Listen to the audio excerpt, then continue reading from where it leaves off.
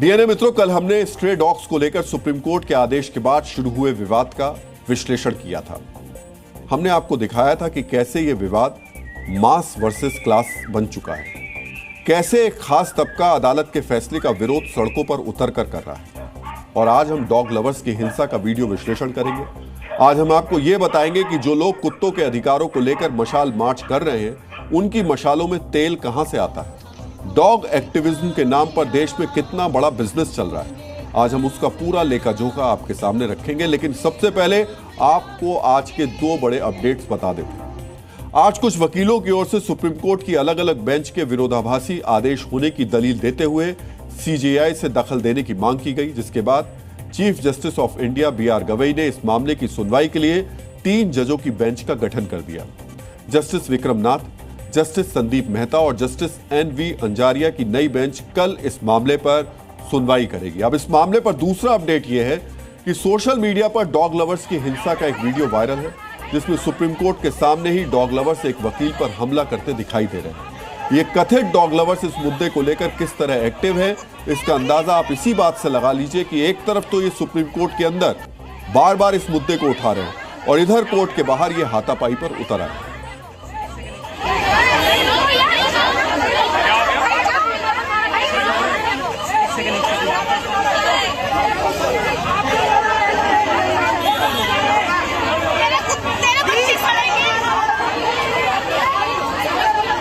तो supreme court के अंदर दलील पर दलील और बाहर वकीलों से के साथ हाथापाई, इसे क्या माना जाए? दरअसल कथित डॉग लवर्स प्रेशर वाली राजनीति पर काम कर रहे हैं। डॉग लवर्स अदालत पर प्रेशर बनाने की कोशिश कर रहे हैं। सोशल मीडिया पर कैंपेन के जरिए भी प्रेशर बनाया जा रहा है और तो और अब ये मीडिया पर भी प्रेशर डाल रहे हैं। आज ये कथित डॉग लवर्स जी मीडिया के गेट के सामने पहुंच गए। करीब 2 दर्जन एनिमल एक्टिविस्ट हाथों में तख्तियां लिए नारेबाजी करने हमारे दफ्तर के मेन गेट के आगे विरोध प्रदर्शन भी इन्होंने किया। ऐसा प्रदर्शन अधिकारों की आवाज है या मीडिया पर दबाव बनाने की कोशिश है, इसका फैसला हम अपने दर्शकों पर छोड़ते हैं। ऐसी तस्वीरों के सामने आने के बाद सवाल उठता है, जब सुप्रीम कोर्ट के इस फैसले से मास यानी आम आदमी खुश है, वो तबका जो स्ट्रे डॉग्स के आतंक से परेशान है, जब वो इस फैसले का समर्थन कर रहा है, तो फिर इसका विरोध करने वाले लोग क्यों हावी हो रहे हैं? आगे बढ़ने से पहले आपको ये याद दिला दें कि कल हमने एक पोल किया था, एक सर्वे किया था। हमने आपसे पूछा था क्या डॉग्स को शेल्टर होम्स में भेजने के इस फैसले को देश के हर शहर में लागू कर देना चाहिए।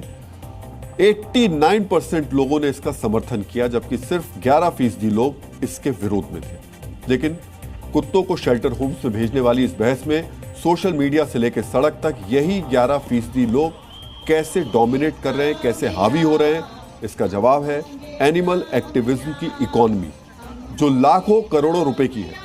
एनिमल राइट्स के नाम पर इस देश में जो अलग अर्थव्यवस्था चलती है, अब उसका लेखा जोखा भी देख लीजिए।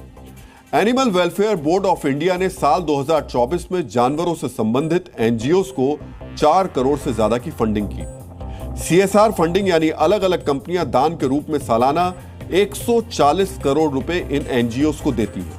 एक अनुमान के मुताबिक भारत में कुत्तों से संबंधित एनजीओस को सालाना, अब थोड़ा ध्यान से सुनिएगा, सालाना 500 से 600 करोड़ रुपए डोनेशन की शक्ल में मिलता है। इसके अलावा आज के जमाने में सोशल मीडिया पर कई ऐसे ग्रुप्स और अकाउंट्स हैं जो एनिमल वेलफेयर के नाम पर क्राउड फंडिंग करते हैं। इनमें से कई ग्रुप्स तो वाकई जानवरों की सेवा में जुटे रहते हैं, इसमें कोई दो राय नहीं है, लेकिन कईयों के खाते का कोई लेखा जोखा नहीं है। या कई लोग आज सुप्रीम कोर्ट के फैसलों के खिलाफ यही लोग सड़कों पर उतरे भी हैं।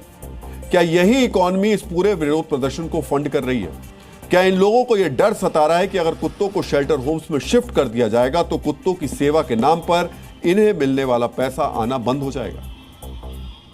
एक तरफ तो स्ट्रीट डॉग्स को लेकर सुप्रीम कोर्ट कल सुनवाई करने वाला है, लेकिन कुत्तों के काटने की समस्या से जूझते देश के दूसरे राज्यों से भी इस मामले में अब अहम अपडेट आया है। राजधानी दिल्ली के बाद अब राजस्थान में भी स्ट्रीट डॉग्स को लेकर राजस्थान हाईकोर्ट ने विशेष अभियान चलाकर आवारा कुत्तों और अन्य जानवरों को हटाने के लिए आदेश दिया है।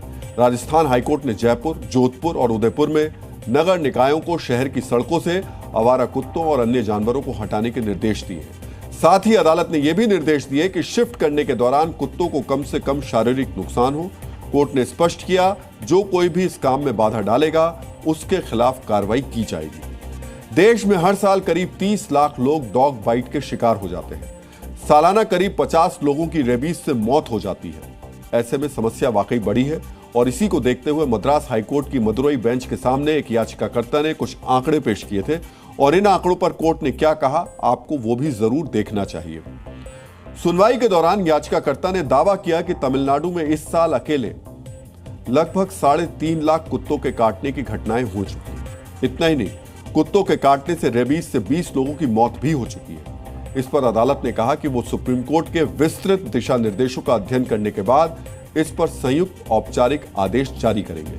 यानी एक तरफ जहां कथित डॉग लवर्स सुप्रीम कोर्ट पर प्रेशर बना रहे हैं, वहीं अब देश के अलग अलग राज्यों में स्ट्रीट डॉग्स का मुद्दा अदालत पहुंचता जा रहा है। ऐसे में जो विवाद दिल्ली एनसीआर से शुरू हुआ, वो अब पूरे देश में बहस का मुद्दा बन गया है।